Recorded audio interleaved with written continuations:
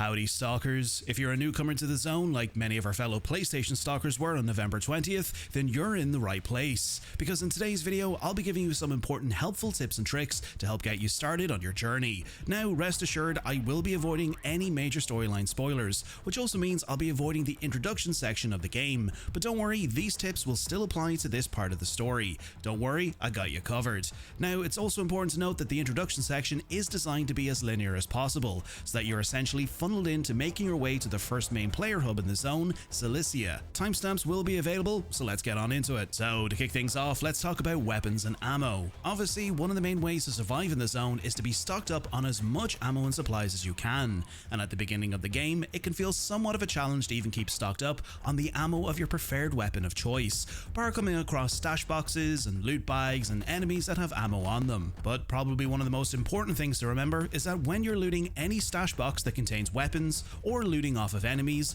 make sure to hover over each weapon and select the unload option. Each weapon that you come across in the zone will be loaded with ammo that you can gather, and by using the unload option, you'll bag yourself some ammo for that specific weapon or weapon class. One thing I'd advise, even if you're not using a particular weapon class, let's say a shotgun or something, just unload and loot the ammo anyway and build up a stockpile for later, because you'll never know when you'll come across a weapon that you might want to use down the road. On the flip side of that, let's quickly talk about weapons. There's a variety of weapons and weapon classes that you'll come across in the zone, but there's a couple of things to remember here. Firstly, there's no weapon progression system in the zone. You'll need to upgrade your weapons at engineers, which can be found in the majority of the player hubs. And to enhance your weapons with attachments, you can either find them in stash boxes or by purchasing them directly from vendors, or you can eventually find upgraded weapons with everything attached in particular stash boxes.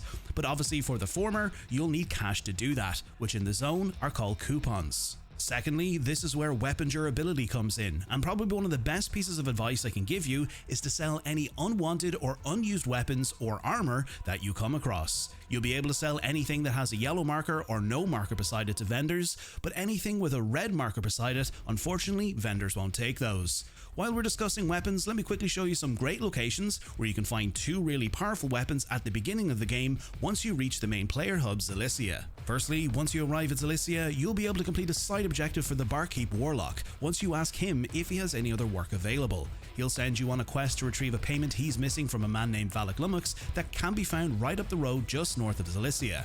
And upon arriving here, you'll find bandits guarding the building that Valak is in. The bandit will then ask you to go in and calm him down, but just behind the bandit you'll see this water tower right here. If you climb to the top of that water tower, you'll find inside of a stash Valak Lummox scoped AKM-74S, perfect for long-range engagements with a good amount of damage and accuracy. Next, and this is the 3-line rifle. You should have a pretty high chance of purchasing this from the trader Hamster in Cilicia, and when I mean a good chance, the inventory for traders rotates every couple of hours in the game. So items can come and go, but usually you'll find the 3-line rifle, a great beginner to mid-game marksman rifle chambered in 7.62 ammo, and which also comes with a nice scope pre-attached, which can pack a serious punch against most enemies that you'll encounter across the zone. Now, before we go any further, it's probably a good time to talk about storage and managing your storage. Located at every main player hub, you'll find a storage box that is shared across each player hub, so you don't need to worry about leaving items that you find in one storage box and then having to go back to that specific one to pick up items that you stored away. No, your storage box is shared across the entire zone. So probably another great tip is to store away any unused items, so weapons, ammo and gear, and also your abundance of med and food supplies that you'll find across the zone, because similar to other games, you'll be able to carry a limited number of items on your character before you become over encumbered.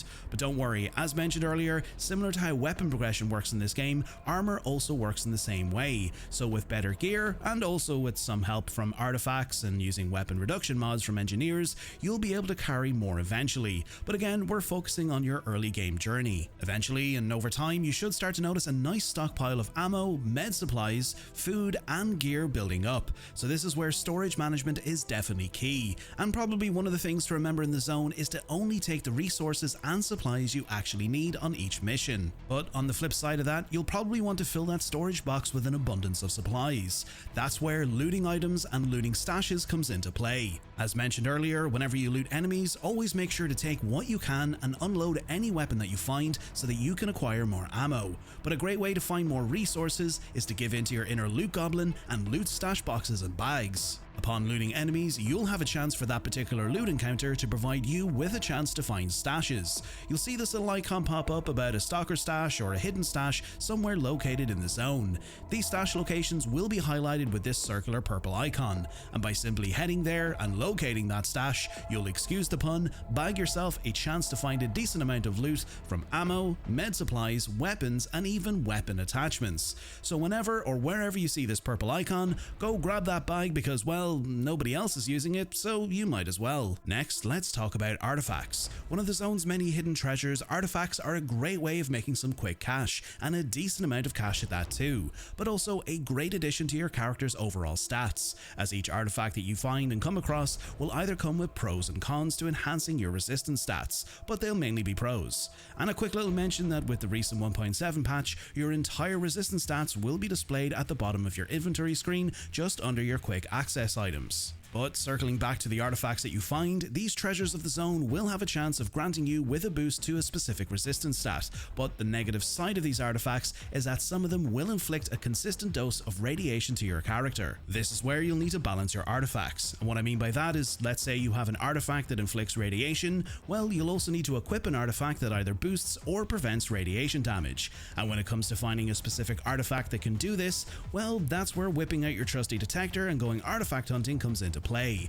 Now, it's important to note that whenever you come across an artifact at a particular location, none of the artifacts that you find there will have a set spawn at that location, so it's completely random what you'll find there. But on the flip side of that, the zone doesn't like you taking too much from it, and as a result, you'll notice from time to time an emission event rolling in. This is pretty much where you need to forget about everything else around you and go and find cover as soon as possible, as emissions are a one-way ticket to a stalker's demise. But emissions aren't all that bad, because once an emission comes and goes, artifacts in the zone will respawn, so it's a handy tip to remember to go back to particular locations you looted artifacts from to see whether or not they've spawned back in, either to see if you can find something new or to make some quick cash. While we're discussing artifacts, let me show you two great locations that you can obtain special artifacts that both have set spawns and can only be obtained once. Firstly, there's the Weird Ball. This special artifact is a great beginner artifact to find, as this can be found just east of Zelicia at this lake right here. When you arrive here, you'll notice a strange orb or bubble anomaly just in the middle of the lake.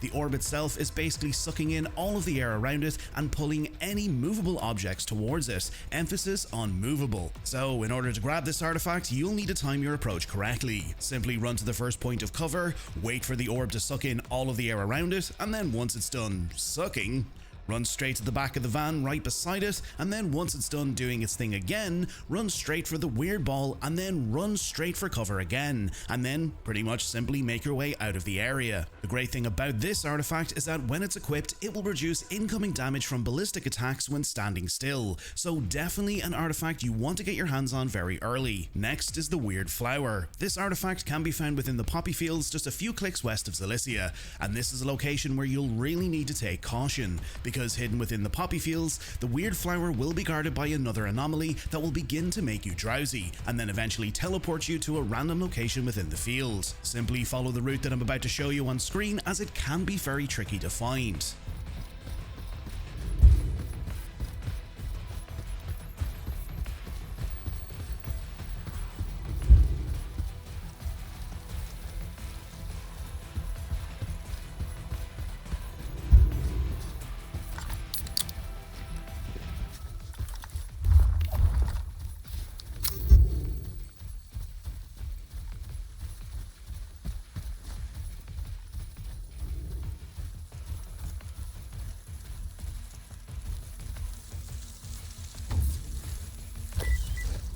Once you have it, simply make your way out of the poppy field, and then you'll have bagged yourself your first unique artifact. The Weird Flower is a great artifact to have early on, as its fragrance will mask your scent and make you harder to detect by enemies. However, its effects will diminish over time, but in order to restore its effects, simply sleep in a bed and the effect will recharge. And if you'd like a guide on how to find all 6 special artifacts, you can find my helpful artifact guide by clicking on the link on the top right hand corner of the screen. Lastly, one of the main things you'll begin to notice is your weapon and armor durability, and what to do once your weapons and armor get to a stage where they're either broken or starting to degrade. In order to repair these, and you will need coupons to do this, you'll need to visit a technician, which can be found at each main player hub. Simply look for the technician icon within the player hub on the map, and once you head there and select the upgrade option, you'll be able to repair each of your items that need repairing. Again, depending on how degraded the item is, it will cost you more coupons compared to the items that aren't as degraded.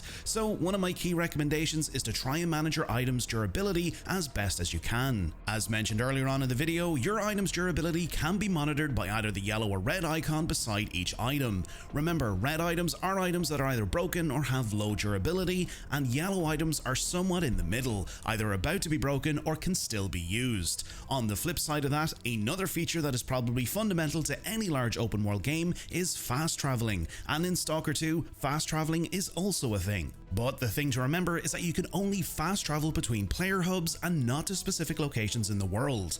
In order to fast travel, you'll need to locate a guide within any of the main player hubs. Simply open up your map and you'll be able to find the guide icon somewhere within that particular area. But the thing to also remember is that in order to fast travel from one player hub to another, you'll need coupons. And depending on how far away you are or the location you want to go to, this price can vary. However, that's my top tips and tricks for beginners. If you feel there are more tips that you might need to get you started, or features of the game that you're currently struggling with, feel free to leave a comment below and let me know if there's something that you feel that I might have missed and would like some guidance on, and I'll try to make a follow-up video to explain. While making this video, I tried my best to incorporate all of the main areas that I would have had questions on myself when I first started my journey, but as mentioned, let me know if there's any other tips that you'd like to share with others by leaving a comment below. As always, if you're new here and found today's video informative and also helpful, consider giving the video a like and consider subscribing to the channel so you never miss out on future videos. To our channel members and subscribers, thank you so much for your continued support. It really means the world to me. Until next time, stay safe out there in the zone. Welcome to Vault 93, and I'll catch you all in the next video.